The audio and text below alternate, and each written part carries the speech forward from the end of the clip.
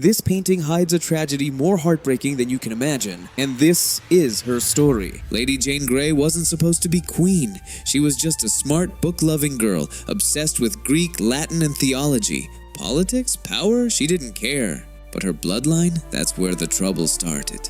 Jane was the great niece of King Henry VIII, royal enough to be useful but not enough to be safe. In 1553, everything fell apart. King Edward VI, Henry's only son, was dying. If he died, the crown would go to his half-sister Mary, a hardcore Catholic ready to undo the Protestant Reformation her father started and get revenge for some things his father did. But that's another story, and that terrified the Protestant nobles. So what did they do? They used Jane, a 16-year-old girl with no clue what was happening. Why her? Because she was Protestant, educated, and most importantly, manipulable. "You're queen now," they told her. On July 10th, 1553, they dragged her to the throne and crowned her.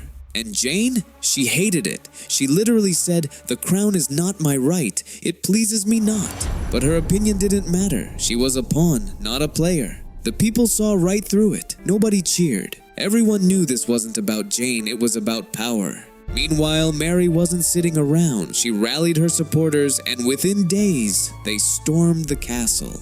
On July 19th, just 9 days after Jane was crowned, her so-called reign was over. They threw her in the Tower of London, called her a traitor, and gave her one final sentence: death. For months, Mary hesitated to execute her. After all, Jane was young and had been used by others. But politics is ruthless. On February 12th, 1554, Lady Jane Grey was led to the execution block. She wore a simple white dress, a symbol of her innocence. Blinded by a cloth tied over her eyes, she reached out, fumbling for the block. "Where is it?" she whispered, panic in her voice. A guard gently guided her hand. She knelt, and the executioner, solemn and silent, did his duty.